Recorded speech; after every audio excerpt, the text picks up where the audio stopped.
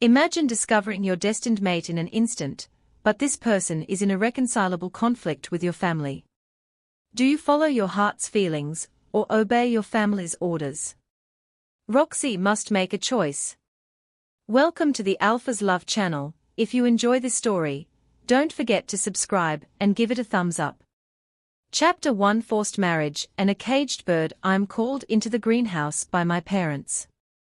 In my mind I'm going over what I would be in trouble for this time. Was it the fight I had with my brother's whore? I mean mate. She had it coming, saying I was a disgrace to my pack and that I would be a terrible loner, but the shiner on her eye proves otherwise. If she can't defend herself from an 18-year-old, then how can she expect to defend the pack when she's Luna? Pushing open the glass-paned door, my parents are sitting at a table waiting for me as they eat their lunch together. I sit down and in a single breath I vent. If this is about the black eye I gave Vanessa, the bitch deserved it. She said I won't make a good Luna, but I proved her wrong. Now she's pulled the cowardly move and told you I attacked her for no reason, didn't she? We didn't call you here to talk about Vanessa, although we can certainly come back to that later. We wanted to talk to you about meeting someone. You're 18 now and it's time you found your mate. We will be taking you to the Alpha and Luna of the Red Water Moon Pack to meet their second oldest son, Bentley, tomorrow. Our hope is that you two will form a mate bond. He is a calm young man, who should be able to rein in your out-of-control temper. My father says in a remarkably calm tone, and I am left floored. But? No buts, now pack your bags. My father interjects. So you plan to marry me off to him instead of letting me find my own mate? Is this your attempt at forming a treaty between us and the Red Water Moon Pack? I ask and my father chokes on his drink. I know the Red Water Moon Pack and the Crystal Pack haven't been on good terms, but using me as a peace treaty is lower than low. He will be the perfect mate for you. But you let my brother find his mate. I shout. This is so unfair. If we let you try to find your own mate, you will be stuck here forever. My father rolls his green eyes. It's not my fault all the males in the pack are afraid of me. I respond to his eye roll with my own. And that is precisely why we are pairing you up with Bentley. He will keep you level-headed and turn you into a proper young lady. Now back to Vanessa. Oh, would you look at the time? I should go pack my bags. Enjoy your day and the rest of your lunch. I plaster a big fake smile on and quickly back out of the greenhouse, pretending to not hear the last part. I run into my room and slam the door, causing the walls in my room to shake and some pictures to fall. Don't they care about my happiness? True mates are meant to complete each other like the sun and moon. A wolf only has one mate for their whole lives and they are incomplete without each other. I toss my pillow at the wall on the other side of the room. Then I grab one of my books and throw it at the door just as it opens and my brother ducks, as the book narrowly misses his head. What did Pride and Prejudice ever do to you? My brother smiles. Oh, I don't know, maybe made me believe in love and finding my own happy ending. I collapse onto my bed in a huff. Our parents are forcing me to marry someone instead of letting me find my own mate. What if I don't love him? Alex sits next to me on the bed with a sigh. It has been a while since I read Pride and Prejudice in school, but if memory serves me right, the girl and guy can't stand each other at first. However, over time they grow to love each other. Give it some time and things will turn out fine. But what if he isn't my mate? What if my true mate is out there? Then I will never truly be happy. You have Vanessa, you were able to find your true mate, so why can't I? My voice cracks with frustration. I'm sorry, Roxy, but it is what our parents want. Alex shrugs and heads for the door. Pack your bags and please don't throw any more stuff at other people's heads. I let out a slight chuckle as I watch him leave. Pulling the suitcase out from under my bed and begin to pack. Deep down I think about packing my bags and leaving. No marriage, no parents forcing their decisions on me, freedom to live my life, as I wish, but I don't think I can ever cause my parents that kind of heartache. Pushing down my pride, I pack the suitcase and pick out clothes for tomorrow. I have to resign myself to the fact that I will be a caged bird, doomed to live out my life grounded and unable to feel the wind beneath my wings. The next day I put on my baby pink, fit and flare dress and style my hair. Walking into the living room, my parents are waiting for me. "You look great, sweetheart." My mother coos. She hands me a necklace that says let us always meet each other with a smile, for the smile is the beginning of love. With an inward sigh I give her another fake smile, but deep down I wish to cry. At the door my brother gives me a hug. "Try not to punch anyone there." I can't guarantee that. I smile and Vanessa scowls at me from behind Alex. After our goodbyes I climb into the backseat of the car and watch my home disappear. I'm going to miss my room, the house I grew up in, but most of all I'm going to miss my brother. Chapter 2: Meeting my mate. I watch out the window as the countryside passes beside me, the sun shining brightly, but in my heart I feel a storm. Soon I will meet the man, who I will be forced to take as my mate. Soon we pull up to a large house and a man is waiting on the porch. He and my father shake hands and exchange pleasantries as we walk into the house. The house is warm and inviting, but it's just not the same. A woman and a young man are sitting on the couch before turning to greet me, the young man scrambling to his feet. My guess is that he is Bentley. He doesn't look any more excited about this than I am. The atmosphere is filled with silent awkwardness before he finally says something. "You look lovely." Bentley's voice sounds insincere and tinged with disappointment, not that I blame him. He holds his hand out to me and I am about to take it when I hear the roar of a motorcycle pulling up outside, drawing my attention. The door swings open and a handsome guy with a leather jacket walks in. Our eyes meet for a brief second and I feel my heart beat fast, as an overwhelming feeling takes over me and the corner of his mouth curves up in a smile, as if he knows what I'm feeling. He walks over to me and wraps his arm around my waist, bringing my face closer to his till our noses are practically touching, causing my heart to skip a beat, and my cheeks to blush, and I have to look away before I lose myself in his blue gaze. I look to see my parents' mouths are agape at the way he is holding me so close to him. "Hunter, let go of her, she isn't one of your girls, she is your brother's mate." Kira speaks up. "So his name is Hunter. Why should I let go of my mate?"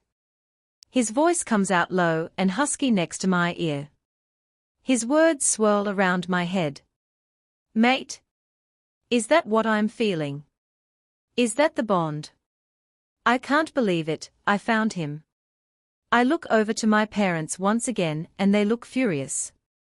This is not what we had planned. My father snaps at Jason and my father looks ready to kill someone as his face turns red with anger. Why can't they be happy for me, happy that I found my missing half, that I found my mate? What is the problem? I've just found my mate, you should be happy for me. He is not suitable for you.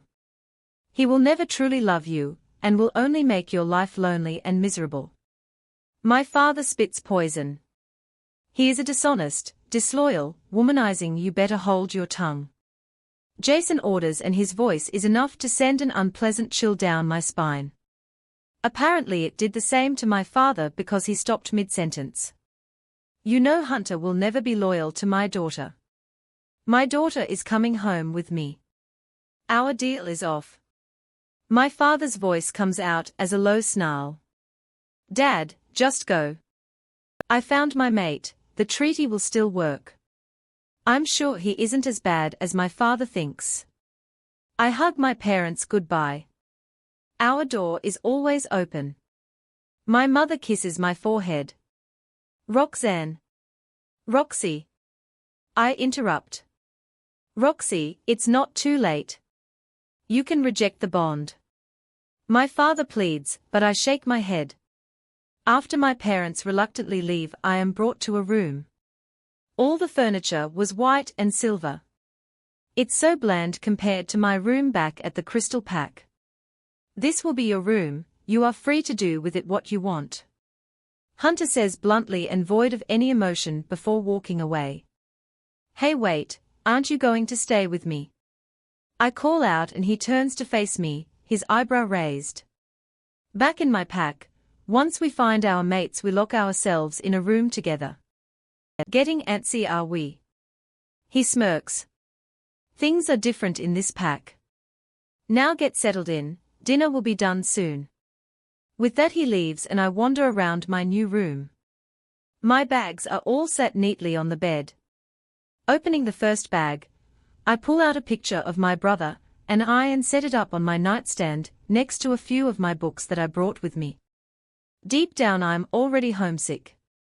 After I finish unpacking I freshen up and head down to dinner. At the table are Bentley, his parents and a girl with really long black hair. However, notably, my mate was absent. I wonder where he is. I sit down at the table silently when the black-haired girl turns to me. You must be Hunter's mate. I'm Lilac, his younger sister. She extends her hand out to me and I take it. Yes I am, my name is Roxy. You wouldn't happen to know where Hunter is, do you? I ask and she seems kind of reluctant to tell me. After dinner I decide to explore the house. Walking through the empty halls I make note of all the places. This house is huge compared to my packs. I round the corner and quickly scramble back, hoping, no praying that I wasn't seen. Peeking around the corner my heart sinks. Hunter is down the hall kissing another girl. Who the hell is she? Has he forgotten that he has a mate now? Soon I am unable to take it and my anger boils over inside me as I rush over to confront them. What the hell is this? Who is this whore? I spit my venom. Who are you to call me a whore? The redhead steps towards me in a threatening manner. I'm his mate. I growl at her. Well, obviously you're not good enough for him if he has to come crawling to me. She smirks. You bitch. I lunge at her, ready to claw her eyes out, but Hunter grabs me and holds me back as I take a swipe at her. Then what he says breaks me and my wolf. Chapter 3 Shattered. You are only my mate in name. Hunter mutters behind me. I feel my heart shatter as tears well up in my eyes and I feel my fists clench tightly. My parents were right about you, you are nothing but a womanizing pig. I wrench myself from his grasp and run to my room, slamming the door behind me. Grabbing the bags I had just finished unpacking, I begin tossing everything back in, but then I stop. If I go back home it will prove that I'm a piss-poor loner. Vanessa will be right after. I will never be able to live it down if I leave now. For now I will have to suck it up. A mate only comes once in a lifetime, I can't give up on this one. I sit alone in my room, feeling a pain in my heart, as I gather up the courage to leave my room. Cracking opening the door I am relieved that no one is there. I quietly make my way down to the living room and Lilac looks at me with a frown. I guess the dejected look on my face says it all. Hey, you want to go with me to the mall? She asks me as Hunter walks down the stairs behind me. Where are you taking my mate? He asks as he pretends what happened upstairs didn't happen at all, his hand grasping mine, and I give him the side eye. Why should you care? I respond snidely and he squeezes my hand so hard it feels like he is going to crush it. Why should I care? Because I'm your mate. Why wouldn't I worry about where my mate is going? He gives me an innocent smile. He is suddenly acting like such a doting mate. He is such a two-faced ass. I let out a low growl as I try to pry my hand from his. Once I'm free I follow Lilac to her pink Porsche Boxster and get in, excited to be away from him. We drive to the nearest mall, and Lilac practically drags me into a nail salon. She runs right for a particular color of nail polish like she knew exactly what color she was after leaving me to browse the shelves till a color catches my eye. It is a light pastel blue color, very muted and elegant. I pick it up and flip it over to read the label on the bottom. Its name is Happily Ever After. I feel a tinge of pain run through my heart, and I let out a low sigh. I always dreamed of the day I would find my mate, the day I would find my happily ever after, but I never expected my mate to be so cold to me, let alone be the two-faced cheater he is. Do you like that color? Lilac asks. Yeah, it's nice. I put on a fake smile, but it doesn't seem to fool her. You're upset about my brother, aren't you? Don't worry, things will turn out okay, I'm here for you. I saw him with another woman. I know I don't know him that well and I only just met him, but it still hurts. I mutter disappointedly. Well, you two do share a mate bond after all, so it's only natural that you would feel that way. He has always been like that. She tries to comfort me. He has always been a tail chaser. Is that supposed to make me feel better? I say with a sigh. Sorry, let's just get our nails done and forget all about him for now. She smiles. All right. I take the polish over to a lady and she paints my nails, adding a small, elegant flower design. After which Lilac and I wandered around the mall. Several stores and shops are lined up with everything from jewelry to clothes to even tattoos. Lilac grabs my arm and drags me into another store full of dresses. What are we doing in here? You're going to need a dress in a few days, for when my brother introduces you to the rest of the pack as his mate. It is a tradition. She mutters as she picks up dress after dress, tossing them into my arms. I let the pile of dresses drop from my hands and fall to the floor. Lilac, do you think he is really going to go through with it?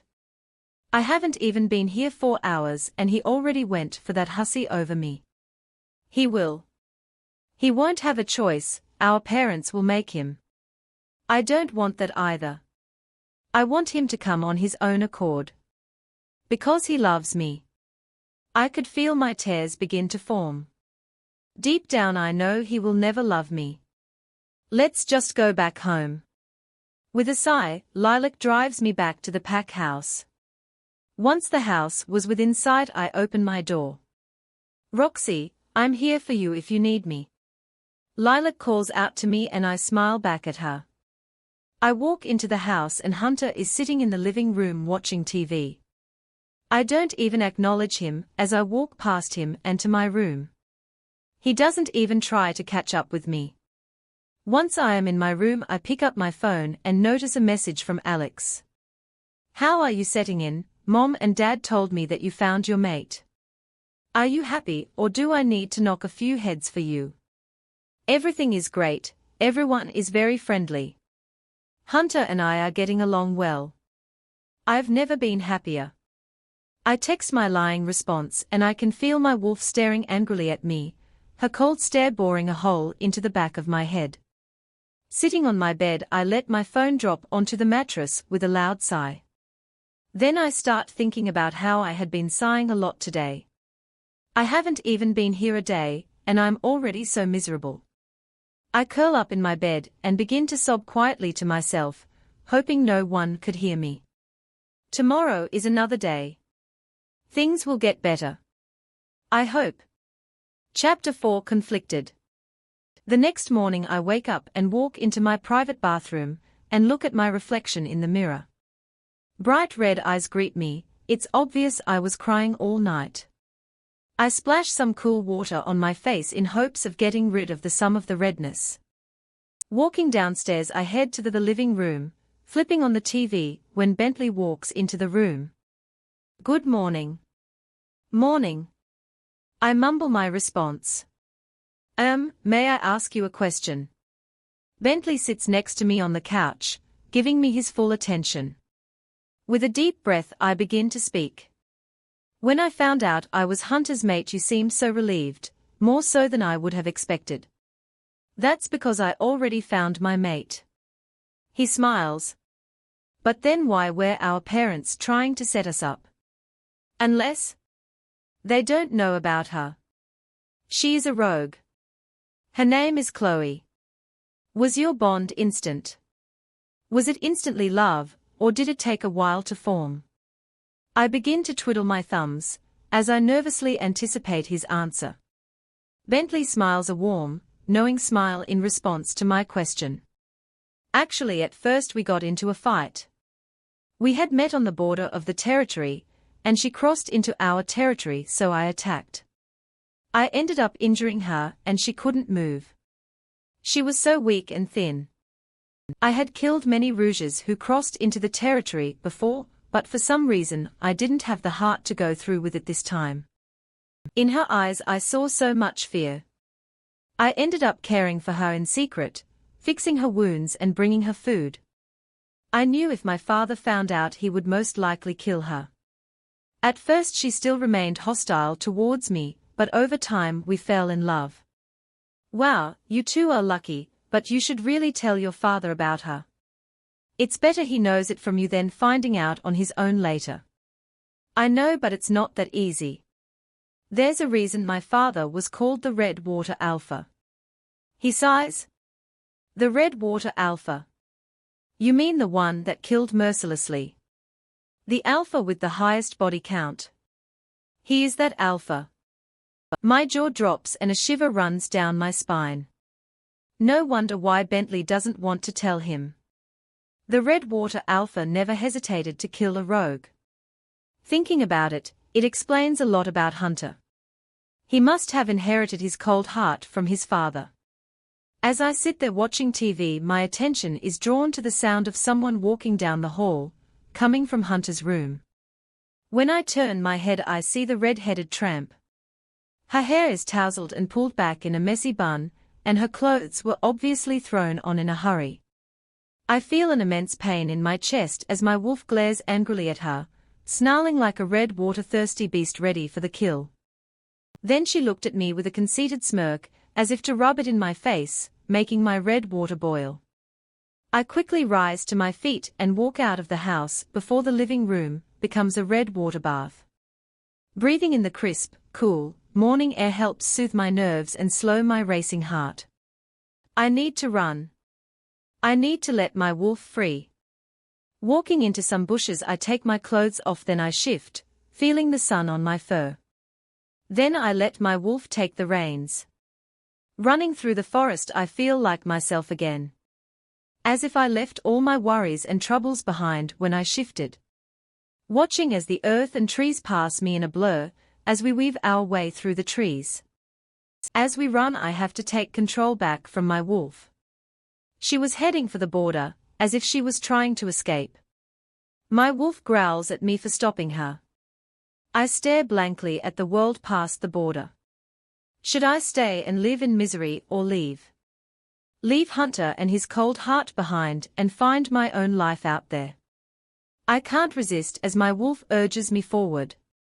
I nervously pad over to the border. Then I hear growling, this time not from my wolf, but behind me, and I freeze. I slowly turn to look and see a large dark brown wolf with amber eyes looming over me. His large frame blocks out the light streaming in through the trees, plunging me in darkness. I shrink and tuck my ears back. He is so much larger than me, there's no way I can fight him off. I try to slip away, but he seizes me in his jaws, making my heart beat wildly in my chest. Is this the end for me? I close my eyes tightly and let out a whine. But there is no pain. I nervously open my eyes. I'm not dead. He is carrying me back by the scruff, as if carrying a pup who has wandered too far from the den. Who the hell is he? Who does he think he is? I try to squirm from his jaws, but to no avail. I have no choice but to surrender to him, but I let out one last defiant growl. As the house comes back into view, I notice Hunter waiting for me. The big brown wolf drops me, and I immediately turn around and snap at him. He barely manages to pull his snout away in time. Trying to run away already, are we? Hunter remarks snidely. Slinking back into the bushes, I shift and pull on my clothes. I wasn't, my wolf was. I growl. If I didn't go for a run, your red-headed tramp would have a red throat to match. Really, you don't seem strong enough to me. He jeers. Try me. I growl, pushing my way past him and into the house. I hear him tell the wolf that dragged me back to continue his patrol before following behind me. I notice that the whore has left. Then I feel Hunter grab my wrist and slam me against the wall. Seems someone is jealous and needs to be taught a lesson. Hunter brings his face closer to mine as both his hands rest on the wall on either side of me, blocking my escape. Bite me. I let out a low snarl as I grit my teeth. Then a devilish grin spreads across Hunter's face. With pleasure. His voice coming out as a low rumble in my ear, and I shiver as his face draws closer to mine, his dark blue eyes invading my soul as my heart pounds wildly like a drum. I can only pray that he can't hear it. As if on reflex, I slap him across the face, enjoying the stinging feeling as it spreads across my hand at the contact. But Hunter is undeterred. He is like a tiger, sizing up his prey, and unfortunately the prey is me. I let my hand fly again, but before it can reach his face he grabs my wrist. Then Hunter's lips forcefully seize mine. My eyes shoot open in shock and I want to push him away, but the warmth of his lips and the electric feeling seems to draw me in, his warmth spreading through me, making my mind go blank. Then his tongue enters my mouth, tangling with mine. I can feel my head spinning and my knees feel like they can give out any second. Even my wolf is left in a daze. Summoning what little strength and willpower I have left, I pushed him away from me. Even after our lips part, one still feel his warmth. What the hell? I mutter after the shock wears off. How dare you? You didn't seem to mind. He purrs and I feel my cheeks get warm. You took me by surprise. I didn't have time to react. That is all. I growl and he grins wickedly at me. I walk back to my room. Only once I'm behind the closed door does my heart stop racing. He kissed me. My wolf is just as confused as I am. He said it himself, I'm only his mate in name. He kissed me just to spite me. I hate him, why the hell did he have to be my mate? Tears begin to stream down my face yet again. Chapter 5: A Poisonous Affair. The next morning I wake up feeling unmeasurably depressed. Today Hunter is introducing me as his mate. His whole pack is going to be there, but I know it is not true. I'm just his figurehead of a mate. I mean nothing to him. I slip on a simple yet elegant seafoam dress and work on my hair and makeup. Looking at my reflection in the mirror, it is no wonder why he likes the redhead. She's beautiful and I'm just so plain. I can feel my wolf glaring at me again as if saying, you can put lipstick on a pig, but it's still a pig. I roll my eyes at her. I can only hope my wolf remains obedient during the ceremony. In the ceremony hall Hunter is yet again absent, not that I'm complaining considering the last time we were in each other's presence. I feel many judging eyes on me, as if they know about Hunter's escapades. A blonde server comes over and hands me a glass of wine with a smile. I can only hope that the wine eases my tension. Then looking around I see her, the redhead. She's not with him. My wolf bares her teeth at her as I irritably sip my wine. Roxy. I hear someone call out to me and turn to see Lilac running towards me, throwing her arms around me in a hug. I heard that you were seen at the border, I thought you left. She whines. I wasn't trying to leave, my wolf was, and as you can see I am still here. I roll my eyes at her. May I ask who the redhead is? I point to her on the other side of the room. Her name is Autumn. Why do you ask? Lilac tilts her head curiously. Nothing, she's just the one I caught Hunter with. I narrow my eyes in her direction. Really? Well, I'm not that surprised. The two of them have been seeing each other on and off for a couple years now. I sigh. So I'm always going to be number 2. You know what? Tomorrow I am going out on the town with a couple friends. You should come with us. She smiles. You're sure? What about my mate? I use my fingers to make parentheses. Yes, Hunter won't care, and it will help you get him off your mind. I give her a warm smile. Since I've been here, she is the only one who has made me smile a truly sincere smile. Within minutes I feel someone grab my arm. It's Hunter, and my happy spirits are now gone. He hooks his arm around mine and walks me onto the stage.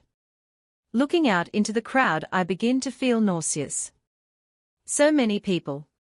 I have recently found my mate. She is the daughter of Crystal Pack's Alpha and Luna.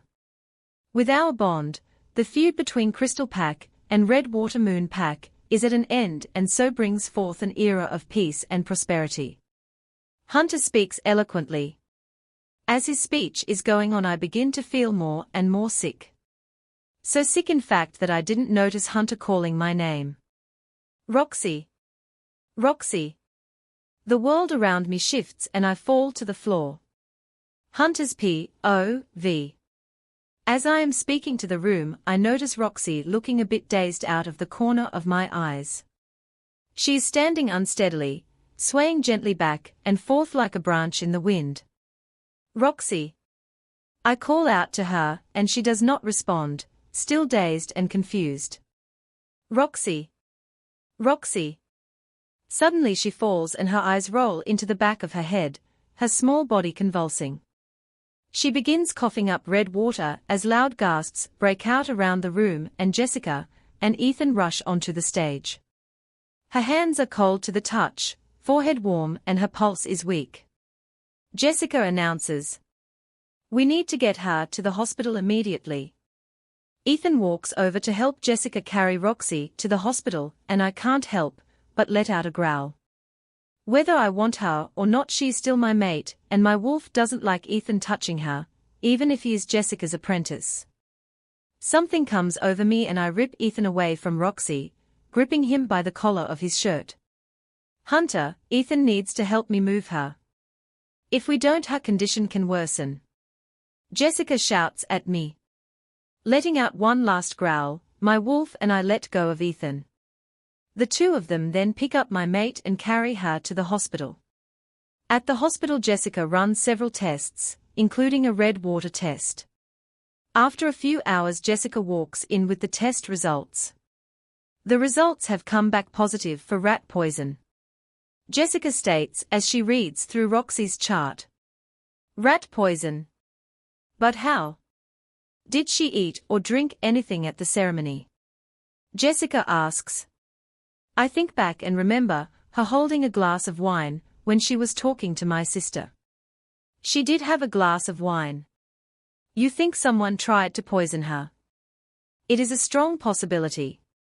Jessica says with a sigh. Just then Aiden walks in. Alpha. Aiden bows his head. Aiden, I want you to look into this matter immediately and keep the poisoning a secret. I don't want panic to break out through my pack. I order, and he wastes no time, rushing back to the ceremony hall. I look back at my mate, her skin is sickly pale, and my wolf lets out a whimper. Sitting in the chair, I watch her chest slowly rise and fall, and I can't help but feel bad for her. To think that someone poisoned her, whoever they are, they will be punished. Chapter 6 Trickster. My eyes flutter open to a blurry room and my head is killing me. What the hell happened? The last thing I remember was feeling sick on the stage. When my vision finally comes back, I notice where I am. I'm in a hospital room. Looking around, I see that I'm all alone. Through the window I notice the sun just beginning to rise over the horizon. How long was I out? Just then a woman with blonde hair walks in. Oh, you're finally awake. I'm Jessica, the pack's doctor. She says with a hospitable smile. What on earth happened to me? Someone tried to poison you. You were out for 3 days. she says, and my jaw drops in shock. 3 days. I haven't even been here for a week and someone is already trying to eliminate me. I shout. I'm not even competition. He doesn't love me. Are you sure about that? After all, you are his mate, so you hold the title. Mate or not, I'm still nothing to him. I sigh as I rest my chin in my hand. Jessica rolls her eyes and mumbles. If only you knew. Anyway, since you're awake and your vital signs are doing good, you may leave when you're ready, but I recommend you wait till lunchtime. After lunch I walk back to the house, but I noticed a couple wolves following me at a distance. I pretend to not notice and slightly pick up my pace till I make it back into the house. Once inside I see Hunter cooking. Hunter turns to me and I brace myself for his words. Shouldn't you still be in the hospital? I was expecting a different reaction. No, Jessica said I could leave. I ended up rushing back because I was being followed. I peek outside the window and they are still there. Those are your guards, Caleb and Jasper. They are to remain close to you and keep you under surveillance until the person who poisoned you is apprehended. Well, you might as well dismiss them. I think it's obvious who poisoned me. I roll my eyes. Who? Your red-headed slut. It's obvious she doesn't like me since. I can't even bring myself to call us mates. Autumn would never do that. Really, because right now I'm the only thing standing between her and being Luna. I cross my arms. I don't care. I know she would never do anything like that. You are only accusing her out of spite since you caught me and her. His voice comes out as a growl and his eyes go black, but I stand my ground. Wow, her pussy must be really good since you would come to her defense instead of your mates. I growl back before turning around and heading for the stairs, but my nose twitches at the smell of something burning. Oh, by the way, your lunch is burning. How can he defend her like that? Like it or not, I'm his mate. Not her. How can he ignore the obvious? I let myself fall onto the bed in a huff. The next day I walk downstairs to the kitchen. There is a note on the refrigerator door addressed to me. I have left to run errands. Do not leave the house till I get back. Errands my ass. He left to go see her. Hell, I bet the two of them are cohorts. But he is not here, so he wouldn't know that I left. I wander over to the window and peek through the blinds. Those two wolves are still there. They must have been up all night guarding me, which means that they shouldn't be that alert. I may be able to sneak past them. The back door is locked and I don't have a key. I have no choice, I would have to use the front door. Opening the front door, the two wolves greet me. I'll have no choice but to try and trick them. Thinking on my feet, I come up with an excuse. I saw someone outside my window watching me. When they saw that I noticed them, they took off in that direction. I watch as the two look at each other and walk over to the other side of the house to investigate, then with a devious grin I quickly strip and shift. They fell for it easier than expected. I run through the forest, enjoying the breeze on my fur as it stirs up my wolf. I hate being cooped up inside. Feeling the earth under my paws is when I'm at my happiest. Eventually I stumble across a clearing. Sniffing around, I catch the scent of a hare. My wolf's tail wags in anticipation as I sink low to the ground, stalk up to it. Like a bolt of brown lightning, the hare speeds out of the bush, and I take up the chase. The hare zigs and zags through the field, its speedy legs carrying it at about a half a length away. My lungs burn and my legs begin to ache as the hare pulls further ahead. He is now a full length away, but I can still hear its frantic little heartbeat pounding in my ears. It's beating so fast it sounds more like a hum than a heartbeat. Then the hare makes a sudden turn, and as I turn my body to follow, my paws lose their traction, and I slide. I stay lying on the ground trying to catch my breath, my heart sounding like a train. Then I look to the other corner of the field where the hare had ran to, and I see the big brown wolf, as well as a black wolf with tufts of brown and silver through its coat. I thought I had ran far enough away that no one would find me. They begin to approach and I lay my ears back. The black wolf then snarls, baring his teeth at me. Chapter 7 Bitter Words and a Gruesome Discovery. His eyes are blazing with anger as they stare deep into mine. This wolf carries an air of dominance, enough to evoke fear. The black wolf stands over me, glaring, his eyes like burning coals. I try to keep calm, but on the inside I'm shaking. Then the big brown wolf walks over and is about to pick me up by the scruff of the neck again. I snap at him, letting my lip flare up to expose my teeth, as I let a growl slowly rumble its way up from my throat. I can walk just fine on my own 4 legs, bastard, I'm not a pup. He quickly backs away from me. On the walk back to the house I feel nervous, my wolf pacing. Who the hell are these two? Back at the house the black wolf shifts and my jaw drops. Hunter now stands before me, his broad shoulders facing me. On his back is a tattoo of a dragon, with plumes of hellish smoke seeping out of its mouth, and nostrils, and eyes like a raging storm. Shift and go inside. He growls, not turning to look at me. I am definitely in trouble. Now? I quietly shift and grab my clothes, pulling them on and walking into the house. I hear the door slam behind me, hard enough to make the room shake. He is really pissed. "What is wrong with you? I told you to stay in the house." He growls behind me. "I'm sorry, I refuse to be a caged bird." I sneer. "Besides, why should I be locked in the house while you're running around doing God knows what with God knows who? I told you to stay inside for your protection.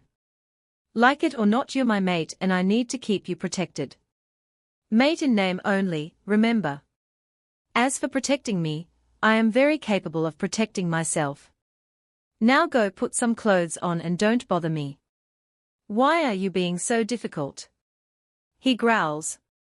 "Gee, I wonder why." I respond sarcastically. "As my mate you are supposed to listen to me when I say I don't trust someone." I watch out of the corner of my eye as Hunter slips on a pair of jeans and buttons them. "And as my mate you should listen to everything I tell you. If I tell you someone is innocent then they are innocent. Then I guess we are not mates." I sigh, looking at the floor. Just then a scream rings out over the territory. Hunter takes off and I follow him. The screams are coming from in between 2 houses. A girl with brunette hair speckled with streaks of silver stares wide-eyed into the space. When I look into the dark space, barely big enough to fit a person, I see a woman laying there in a pool of her own red water. Her blonde hair was matted with clumps of red water and dirt, and her position was inhuman. Her limbs were broken every which way, bones poking out, her head almost backwards. The sight makes me sick to my stomach. "Aiden, take Roxy back to the house now," Hunter demands, and Aiden quickly escorts me away. My body is shaking. Who the hell would do something like that? How did they? There is no way any werewolf could do that. We may be stronger than your average human, but there is no way we can mangle a body like that. Back at the house I sit on the couch staring blankly at the TV, with tears streaming down my face. My body is still trembling despite the blanket wrapped around me. What did that girl do to deserve this? Hours later Hunter walks in and sits down next to me. His face looks strained as he rubs his temples. "Aiden, you are dismissed." Aiden scrambles out of the room, now it's just me and Hunter. Alone together in the silence of the dark room. Finally a sigh breaks the silence. "Now you understand why I told you to stay inside?" He asks and I merely respond with a slight nod. "Who was she? How could someone do this?" "She's not the first. We found another girl when you were in the hospital. The girl you saw was MIA and the other one was Harper. Harper was found in her house, her face was barely recognizable. Both of them were girls from my past. Hunter rubs the back of his neck. Girls from his past meaning girls he slept with. How did she? Our only guess was that she was pushed off of a nearby cliff or something and then placed there to be found like whoever is behind this is toy with us. Aiden and a few other wolves were with me looking for her. Her mother called last night saying that she hadn't come home. I was hoping to find her before something bad happened, then I heard from Caleb and Jasper that you gave them the slip. A chill runs down my spine. I'm sorry. It's not your fault, we were already too late. You are safer in this house than out there. At least until the one responsible is caught. He reaches his arm around my shoulders, rubbing my arm. Okay, he can be surprisingly sweet at times. So I'm on house arrest. In a sense, yes. That night I curled up in my bed, sleep a distant thought. Every creak makes my hair stand on end. As far as I'm concerned, Autumn is still not off the suspect list. Just like a hyena, she could be eliminating all her female competition till she is on top. I know if I bring it up again Hunter will get mad at me. I can only hope this matter is dealt with soon before it's too late for me or any other girl. Sorry for not uploading for a while. A lot of stuff has been going on. I've been renovating an apartment that had been trashed by the tenants, working from early morning 1 to dark around midnight, so I have not really had much time to write. Chapter 8 Work of art. The morning sun streams through my window. I couldn't sleep at all last night. Every time I would close my eyes, even for a second, I would see MIA. Her horribly contorted body invading my dreams. I can't tell my family about what's going on. They worry about me enough as it is. I stumble out of the bed and into the bathroom. Looking at myself in the mirror, I see dark circles under my eyes. Walking out of my room, I smell bacon wafting through the halls. Walking down the stairs, Hunter is in the kitchen cooking. Lilac sits at the kitchen island staring at her phone till she notices me. She practically knocks her stool over as she runs over to me, locking me in a tight hug. I was so scared when you fell on stage. Are you sure you should be up and about? She flashes me a concerned look. I'm perfectly all right. I give her a weary smile. But you have dark circles under your eyes. I'm fine, really. I just had trouble sleeping last night. I can't worry everyone else. Then Lilac whispers into my ear. Do you think it was Autumn? Not wanting a repeat of our argument, should Hunter hear me I silently nod my head. So far she is my only possible suspect. I sit down at the island with Lilac as I eat my raspberry pancakes while Lilac sits there on her phone. Then I feel my phone vibrate. I look down and see a text from a number I don't recognize saying it was Lilac. I give her a confused look and my phone vibrates again. Just so you have my number. She ends her text with a smiley face and I roll my eyes. Lilac then turned to her brother. Is it all right if I show Roxy around? She hasn't really been introduced to anyone yet. I shake my head and wave my arms wildly, trying to signal her to stop. Roxy is not to leave this house. Not until this person is caught. Lilac gives me a wink and walks over to Hunter. Please, she'll be with me. I won't let her out of my sight. She pouts and gives him the puppy eyes. I see Hunter's frosty exterior melt for a second, but he stays firm. No, Lilac, she is not to leave the house and that is final, and no amount of my sister's puppy eyes will change that. Fine. She sighs, as if seemingly relenting. Then she shrugs with a sly smile. Just keep her locked up like a prisoner. Don't come crying to me when she grows depressed and leaves you and this pack. Hunter lets out an exasperated sigh. Fine, but Caleb and Jasper are going with you and if anything happens to her, so help me. Thanks, brother. Lilac grabs my arm and drags out the door, leaving Hunter to mumble to himself. Lilac seems to love dragging me around like this. We walk through the territory. Several houses sit side by side, and I notice the yellow tape. Lilac follows my gaze and clears her throat. That was Harper's house. To think someone could be doing this. We continue walking till we find a cute little greenhouse, with yellow roses growing out front. Lilac steps up onto the porch, and knocks on the door. On the other side of the door I hear a sweet, soft-spoken voice call out. Moments later a woman with brown hair, slightly darker than mine, opens the door. Her face and hands are covered in paint. "Hey Amber, I'm just showing Roxy around. Do you want to hang out with us?" Lilac chirps cheerfully. "Sure, why don't you come inside for a minute?" I was about to hop in the shower. Amber disappears upstairs and I look around the room. A simple living room with many paintings adorning the walls. Is she a painter, I wonder? I walk over to an easel with a canvas and I admire a painting of an ocean sunset.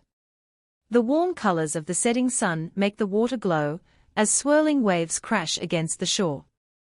I could almost hear the waves and feel the ocean mist. I find myself getting lost in the painting. I feel someone's hand on my shoulder and I jump, turning around in midair. Amber is smiling at me, her hair slightly damp. "That painting is one of my own, do you like it?"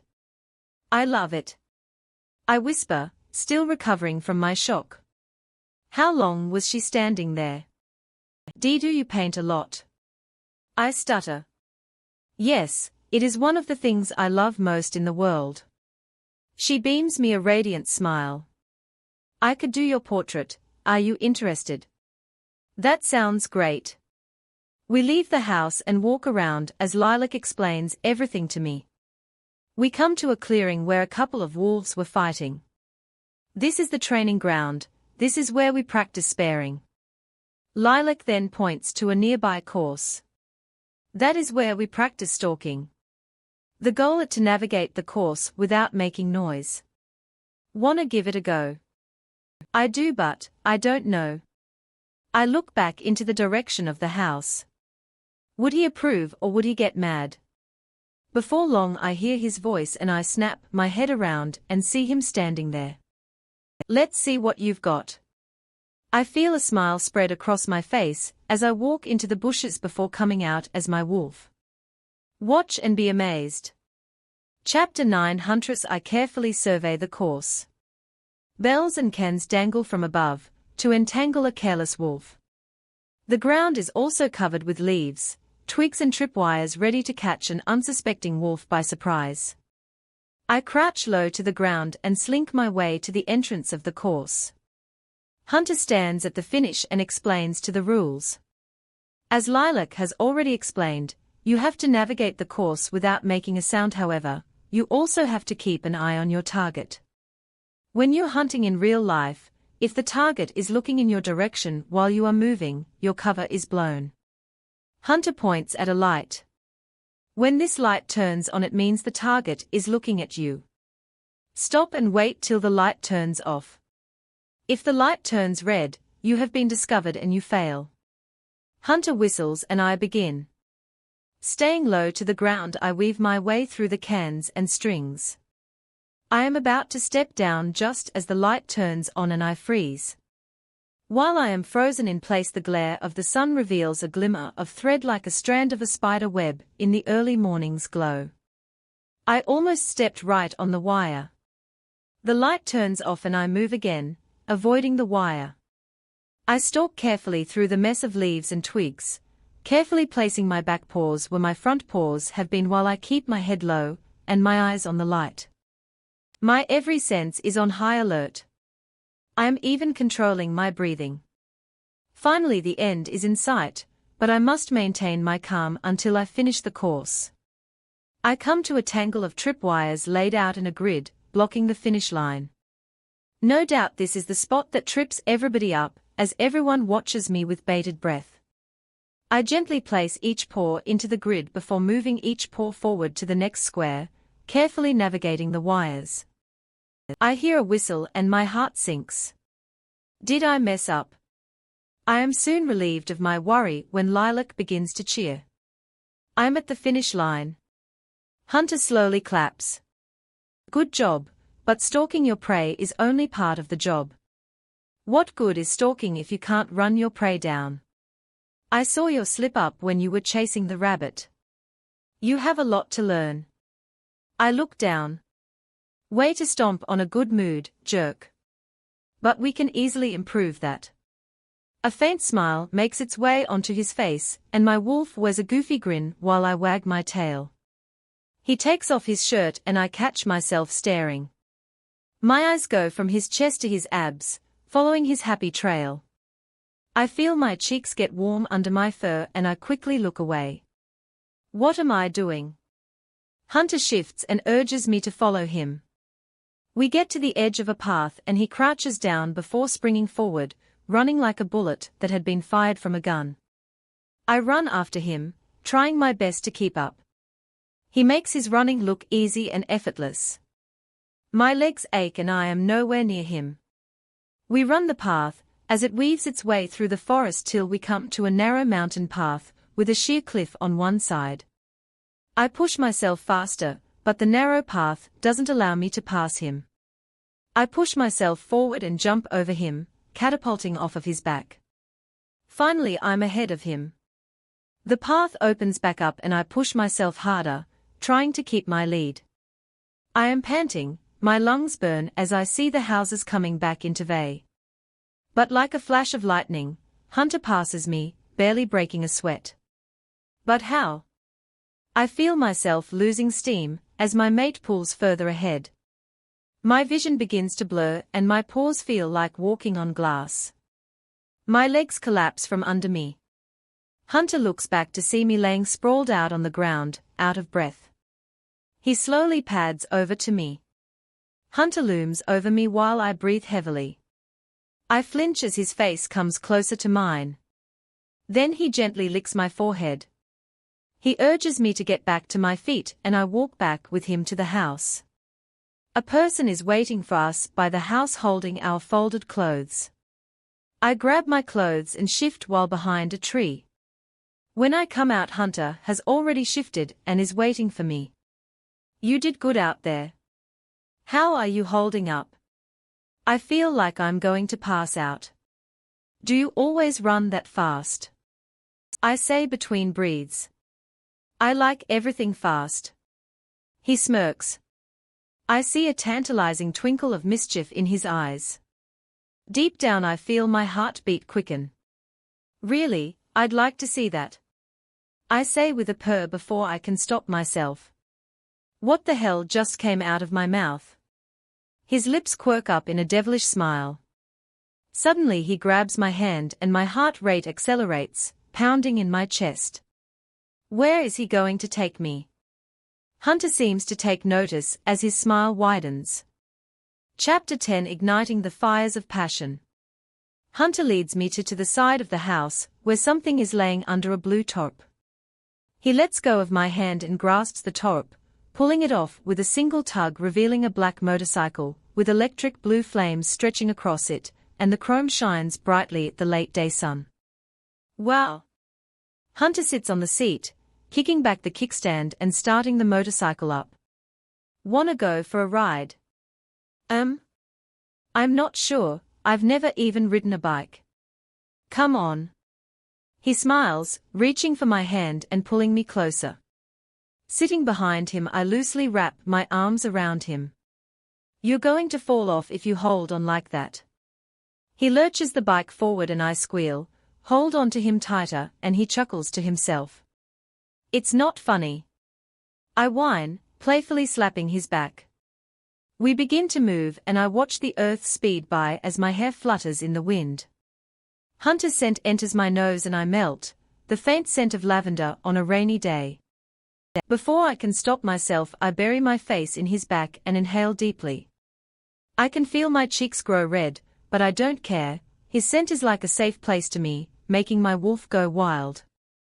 I can feel his muscles through his shirt and I feel a fire ignite deep within me. We turn off a main road and onto a deserted dirt road. Dust kicks up as we speed by. Soon the smell of the ocean greets me. Hunter stops and I get off, almost reluctant to let go of him. I look out from the cliffside upon the ocean. The waves roar and crash along the rocky shoreline, sending the ocean spray high. The sun was slowly setting, turning the sky orange, almost like it was on fire. My breath hitches at the sight, simply breathtaking. It's so beautiful. I smile. Suddenly I feel arms wrap around me from behind and Hunter whispers into my ear, sending shivers up my spine. Yeah, beautiful. I can feel heat rising up, starting from my toes and making its way up, coursing through my veins. To think that a simple touch like that can cause such a change to my body. My cheeks begin to blush. Can he feel it too? His lips graze the back of my neck and I squeal, an electric charge radiating from the spot. I quickly turn to look at him and he has this come hither look, drawing me in. I bite my lip. His arm slides behind me to the small of my back, pulling me close. His eyes blazing, almost brighter than the setting sun. There's something so sensual, so primal. Our lips meet in a passionate kiss and I find myself closing my eyes, giving into the kiss, our tongues entwining. Hunter runs his hand up and down my spine, sending waves of pleasure coursing through my body, as my body ignites like a raging fire. This isn't like his spiteful kiss, this one is more tender and loving. I can almost hear my heart sing. Hunter suddenly stops. His eyes like two swirling storm clouds, dark and foreboding. Someone from the pack is talking to him through the link. What is it? I ask, now worried. Aiden said another girl has just been reported missing. We need to head back, now.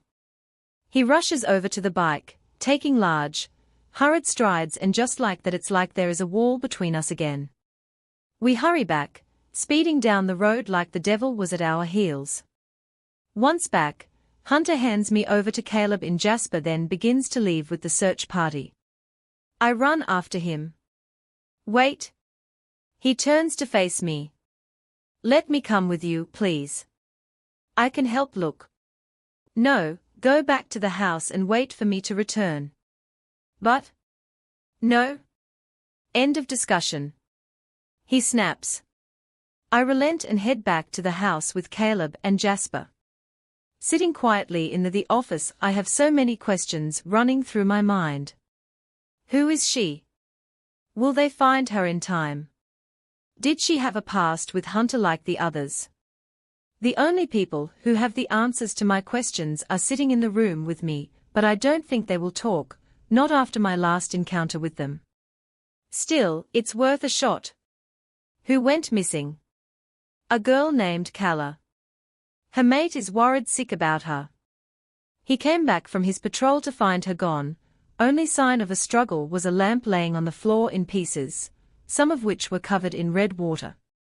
Caleb speaks up. Do you think they used the lamp to knock her out when she was least expecting it?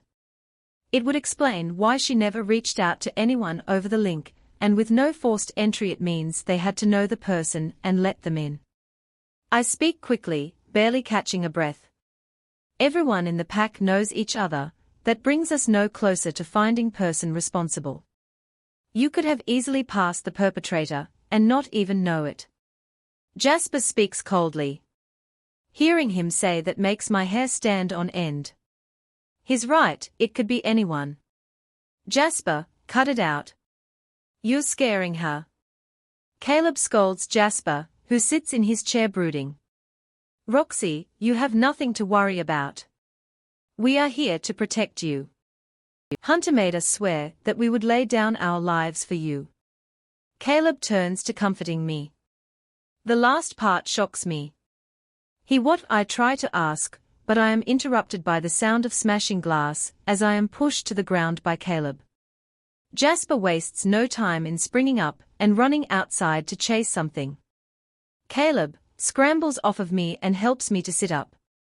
What on earth was that? I look around the room, my heart racing. Eventually my eyes settle on a rock with a red water-soaked note attached to it. What the hell is this? Chapter 11. You're next. The folded note has my name on it, and with a fast-beating heart I untie it from the rock. Unwrapping the note, my heart stops. In bold letters taking up a large portion of the paper, written in red. You're next. But that is not the worst of it. Something fell out of the letter as I opened it and landed on the floor. Upon closer inspection I see that it is a severed ear.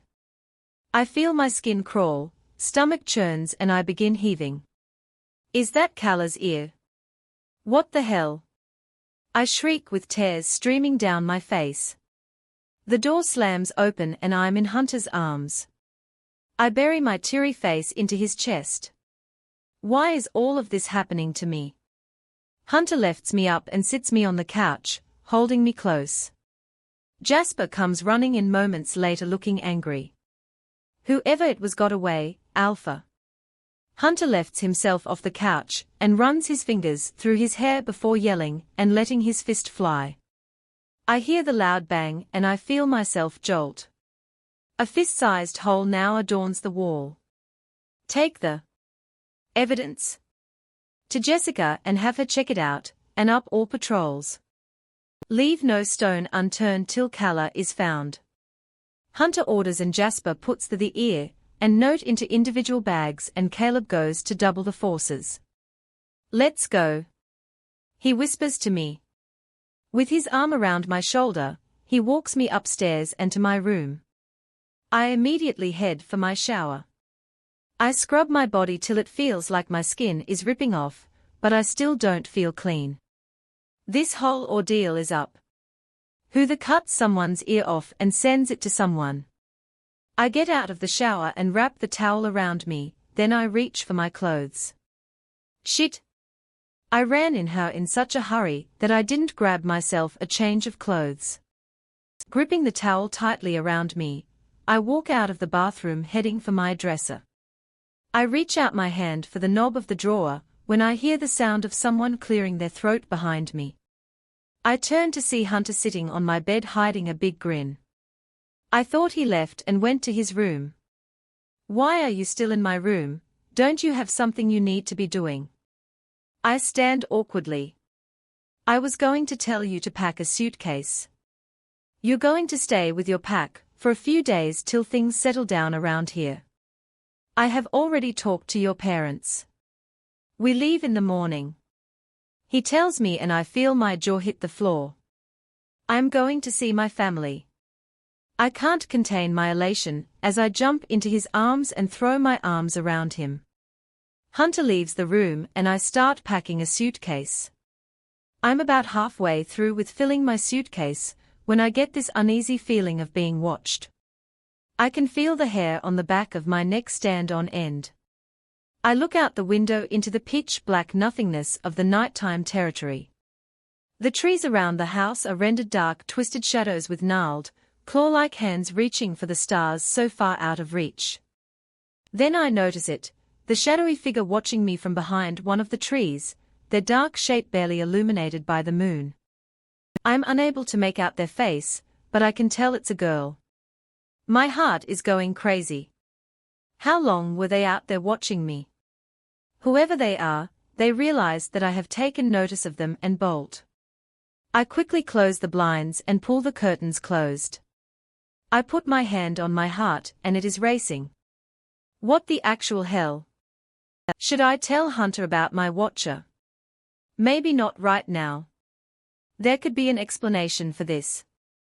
She could be someone from the pack who was ordered to watch over me. Or maybe it's just my mind playing tricks on me. After all, with everything that's going on and my lack of sleep, anything could be mistaken for a human shape.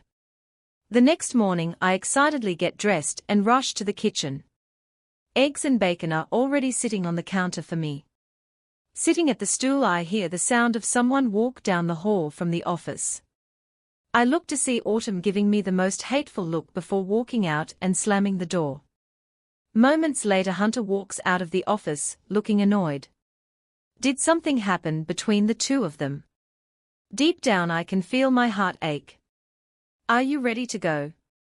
He asks. Yes, I packed my bag and I'm ready. Is everything okay? I saw Autumn and she looked pissed. I ask shyly. It's nothing for you to be concerned about. Eat your breakfast and then we'll go. Hunter leaves it at that. I finish my food and grab my suitcase. Following Hunter, he brings me to a white Bugatti Veyron. This is his car. I stare wide-eyed at the expensive car for a moment. What? Did you think I only had a motorcycle? He chuckled. No.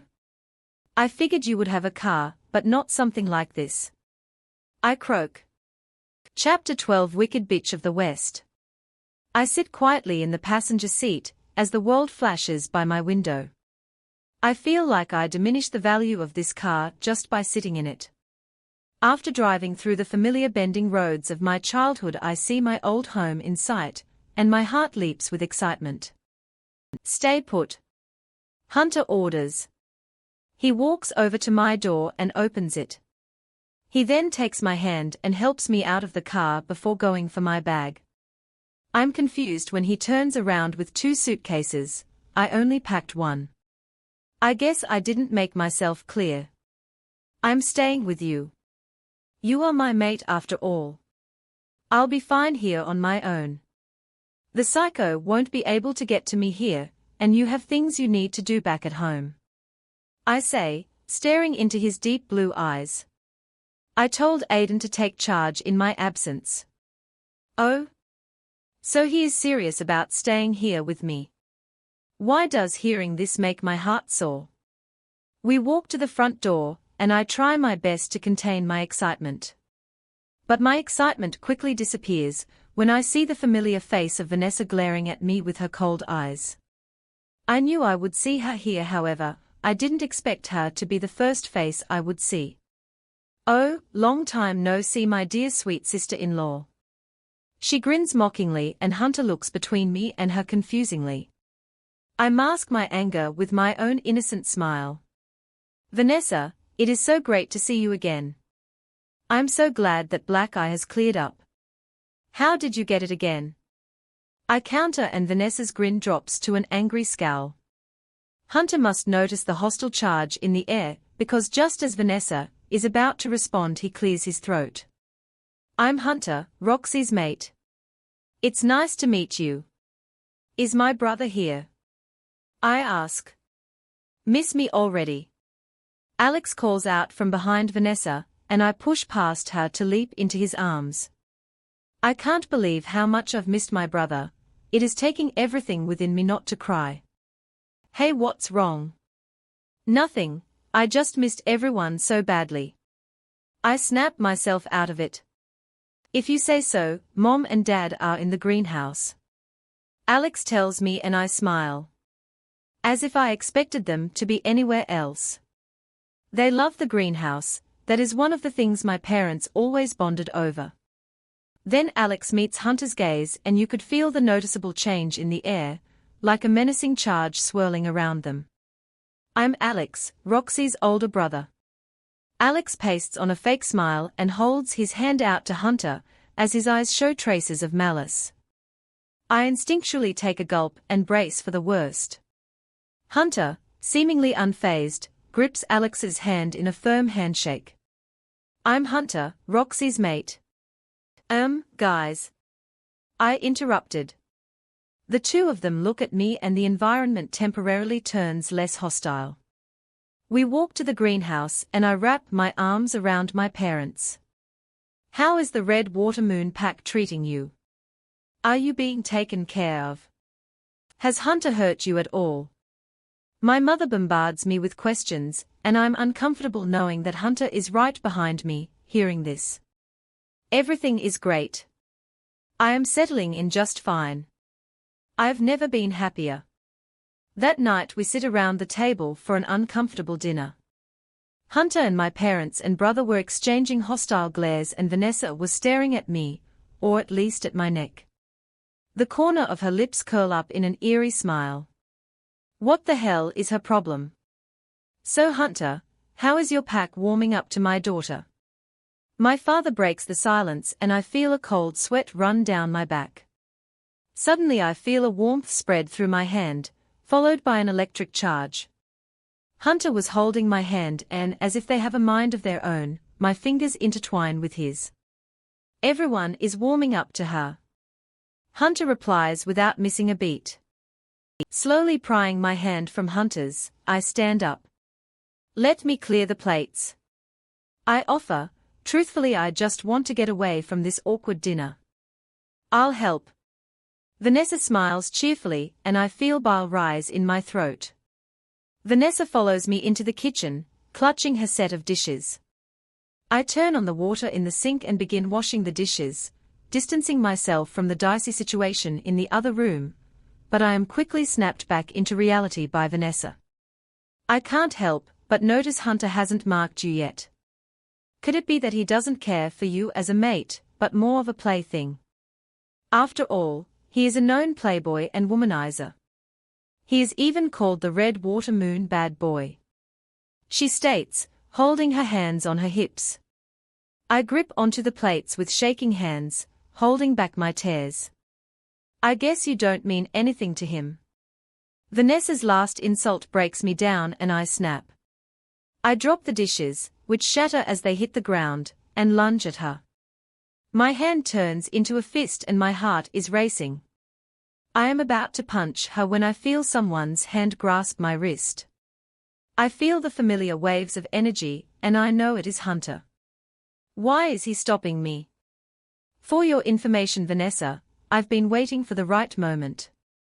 But if you want, I could mark her here and now. Hunter pulls me closer to him and growls, but Vanessa simply tosses her hair and walks away. Hunter then turns to me. Mind showing me your room? Why? I want to see where my mate grew up. I want to learn more about her. Hunter brushes his fingers along my jaw. Why does hearing him call me his mate make me feel so happy and sad at the same time? Chapter 13 marked. I walk quietly through the halls to my room, with Hunter following closely behind me. My heart beats wildly as I turn the handle till a click rings out in the air and the door swings open. My room slowly comes into view and my embarrassment strikes. It was like nothing changed. Everything was just as I left it, right down to the pile of stuffed animals on my bed. You're blushing. Hunter whispers into my ear in the low husky voice he used when I first met him, and a shiver runs down my spine. I've never brought a guy up here, and I never wanted to let them see that. I point to my plushy pile. It's not that bad. Hunter shrugs as sits down on my bed, and is seemingly eaten alive by the swarm of cuddly cuteness, and I can't help but laugh. I laugh so hard I start crying and Hunter throws one of my plushies at me. Don't just stand there, get your minions off of me. I walk over to the side of the bed and begin removing the stuffed animals when two arms wrap around my and pull me onto it. My heart is racing, pounding in my chest like the rabbit's as I look up at him. His tongue traces down my collarbone, a slight moan escapes my lips and I blush. As his lips move further down my collarbone, and fighting the pleasure, I push Hunter off of me. What's wrong? He whispers, peering deeply into my eyes. What were you doing? I was going to mark you. He says huskily while he runs his fingers through my hair. No? I demand, jumping out of the bed. I don't want you to mark me just because of what Vanessa said. I want to be marked because I am the one thing you can't bear to lose. I want to be marked by someone who loves me. Roxy. My name comes out of his lips as a purr. I do love you. No, you don't, you are only pretending for my parents. I feel my heart break as I say it. Hunter's voice changes to a slightly more serious tone tinged with sadness.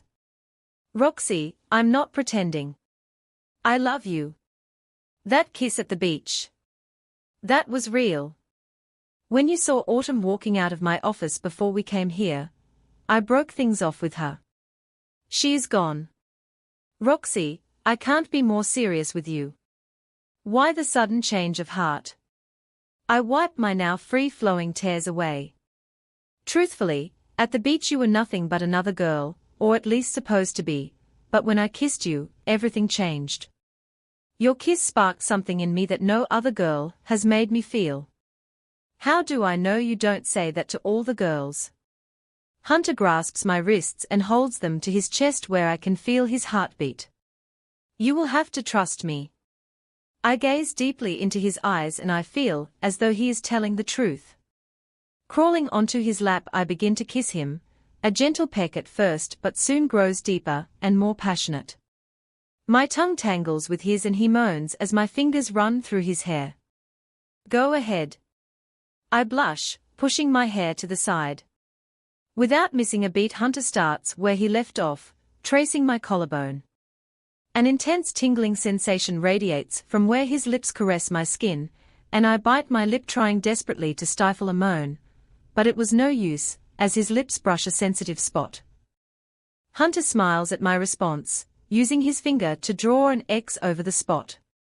Then he sinks his teeth into my flesh, and the tingling sensation gives way to pain. Tears prick the corner of my eyes and I want to push him away, but before I can react he draws away. He brushes away my tears and plants a faint kiss on my forehead. Are you okay? Yeah. My voice comes out as a barely audible whisper. Our lips connect in a kiss when a force within me causes me to flip him off of me. I then sit straddling him as our kiss grows more passionate, more desperate, more animalistic. I can almost feel myself heating up as my lips move their way down his throat till his breathing shifts.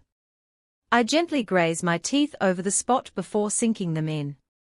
When I pull away I watch as the red water drips down slowly from the wound. Hunter then leans in and licks the bit of red water at the corner of my lips. Hunter's hands then slowly glide up my sides, stopping at the buttons on my peach blouse but he freezes. We should get some rest. He whispers. What? Now? I was so turned on. Hunter must have read my mind. We'll have plenty of time to complete the mate bond. For now we can take things slow. How did you know what I was thinking? It was written all over your face. Now go get ready for bed. I sigh disappointedly as I walk into the bathroom to do as he said. After brushing my hair and teeth I change into my pajamas before crawling into bed next to my mate. My heart is beating fast as I listen to his breathing, the moonlight shining gently on his peaceful face. Suddenly his arms are wrapped tightly around me. What are you thinking? He purrs. Nothing. I mutter back nervously. Just go back to sleep. When I wake up in the morning Hunter it's nowhere to be found. Downstairs I see my mother and ask her where my mate has gone. He was in your father's trophy room last I checked. Thanks. I thank my mother before making my way to the trophy room. My father was always proud of his accomplishments and his hunts. I shouldn't be surprised mate was drawn to such a room. After all his name is Hunter. I can't help but giggle under my breath at the thought. As I swing the door to the trophy room open my jaw hits the floor. Vanessa is all over Hunter like a vixen in heat. Vanessa pulls her lips from his as I stand there dumbstruck at what I just saw. She then flashes me his despicable grin, and I feel the bile rise in my throat. Chapter 14 Fool me once, shame on you fool me twice, shame on me. Roxy, it's not what you Hunter doesn't have time to finish his sentence before I tackle Vanessa to the ground. This time she has overstepped her mark. I start hitting her and slamming her on the ground when Hunter pulls me off of her. Vanessa then sits up with red water coming from her now busted lip. Let go of me. I growl, wrenching myself from his grasp and in my fury I slap him. You are despicable. I wish we weren't mates. I feel a tinge of pain in my heart as I said this, but I don't care. Running out the front door I shift, my clothes shredding and falling to the ground around me. I quickly run through the woods knowing that Hunter doesn't know this territory like he does his own. I never should have trusted him. I run till I am at my old hangout. A cave that had formed from the roots of an old oak tree.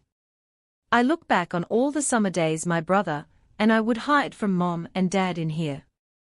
Some of our old playthings are still here too. Laying down on the leaf litter I begin to sulk, ignoring the howls in the distance and ignoring Hunter as he tries to reach me through the link.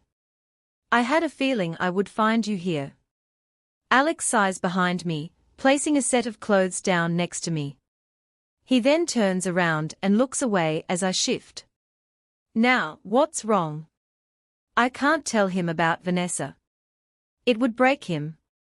This is my burden to bear. I decide to remain silent. Roxy, you can tell me. I'm just not that special to him. I'm just another girl to him. I let my head drop.